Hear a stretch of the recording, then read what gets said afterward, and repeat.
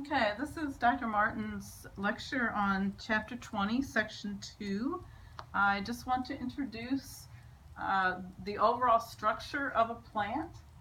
And I realize there's a bit of a glare here, but we're mainly going to be talking about structures up here. So basically, the plant is divided into two main systems. And the system that's underground is called the root system. Above ground, the structure is called the shoot, or sometimes it's actually a system, like there are body systems in animals. The shoot system is composed of a stem. Along the stem are structures that are essential for photosynthesis, and these are the leaves.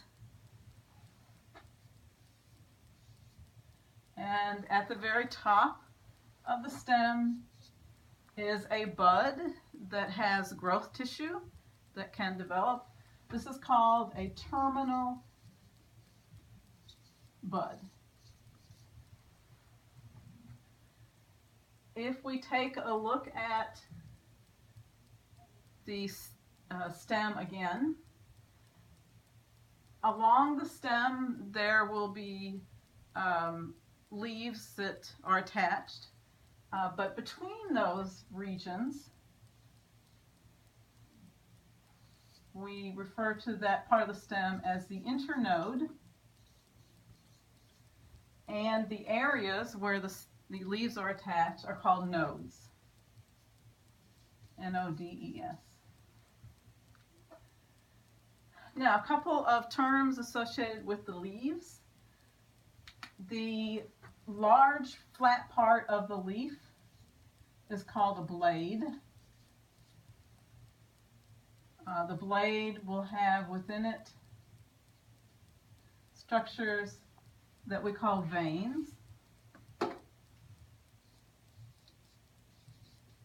And veins are actually a special type of tissue called vascular tissue that's going to conduct water and sugars.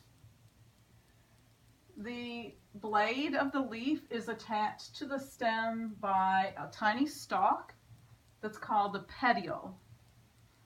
And in this diagram, the petiole is here. I'll outline each of those.